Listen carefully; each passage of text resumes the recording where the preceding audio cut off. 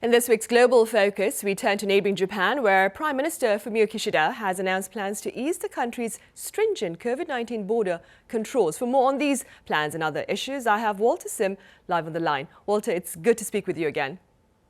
Thanks for having me. Right, let's begin then with Japan's official assessment about its Omicron outbreak, Walter.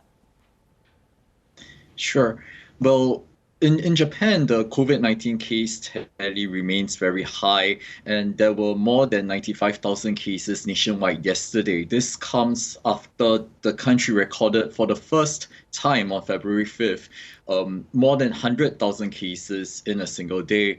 Well, some experts, however, have started to point out that the spread appears to have peaked out, and I do think that there is some basis behind this. So the 7-day average of COVID-19 cases has fallen in as many as 36 out of Japan's 47 prefectures, including in Tokyo, where the average is now 83.7% that of last week, despite the capital recording nearly 18,000 cases yesterday.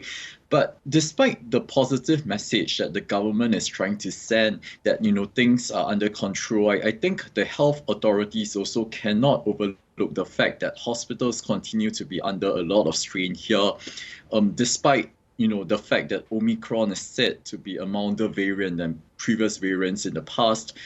This month is on track to be Japan's deadliest month for Japan since the COVID-19 pandemic began 2 years ago. And even though most of the fatalities are amongst the elderly, in one tragic case last week, a male teenager in Saitama who was recovering at home died after his condition took a sudden turn for the worse, and after he was turned away by as many as 10 hospitals. So all this goes to show that Kishida really faces a tough balancing act between managing public health interests as well as the economy, which has really sustained quite a blow with under the prolonged COVID-19 pandemic. Right, Walter. Walter, Japan is currently one of the most difficult countries to enter, as authorities have virtually banned the entry of non-resident foreigners amid the pandemic. But this border control, like I mentioned earlier, is looking to be lifted in the near future, right? Yes, that's right. And under this new measure that was announced yesterday, from March 1st, Japan will allow in the new entry of travelers for the purposes of work and study, but not yet for leisure, unfortunately. So indeed, there has been a lot of global attention on this relaxation, but that, I think, overlooks the fact that, this measure really hardly shifts the needle. So what is going to happen from next month is that Japan will be raising this limit of arrivals at immigration to 5,000 people a day from 3,500 people currently. And it's also important to note that this figure will include returning Japanese citizens as well as other foreign residents who are already visa holders here. So official data from last month shows that more than 400,000 people are on the wait list to enter Japan as of last month, and at a rate of 5,000 people a day, including a number which also includes returning Japanese citizens, I must add. It will take months for this backlog of visa holders to sufficiently be cleared. So Kishida says that, the move to ease measures now is not really due to international criticism, but because it was time to prepare Japan for what he has termed a new phase of reopening. But of course, I think we have to see this as a monumental step for Japan, given that, Japan has come under sustained pressure both from foreign chambers of commerce as well as from domestic business lobbies like the Keidanren, who has warned of an irreversible impact on Japan's soft power as well as on Japan's international standing were the ban to continue for even longer. So I think it will be interesting to see how the measure will be accepted by the Japanese public, even though I don't think it's going to be that controversial since Kishida is taking a very staggered approach rather than, opening up the floodgates. Right.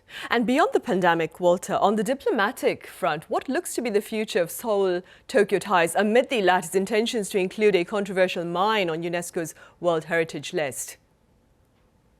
That is really a very tricky and dicey issue, and I think the future trajectory of bilateral ties between Japan and South Korea really depends on the approach taken by whomever becomes the next South Korean president.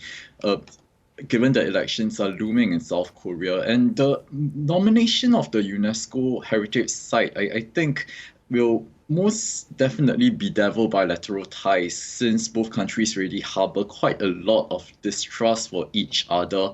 But here in Japan, I think policymakers and as well as diplomats really see that the ball is in South Korea's court, because Japan has been very upset by how South Korea treated the 2015 Comfort Women Agreement.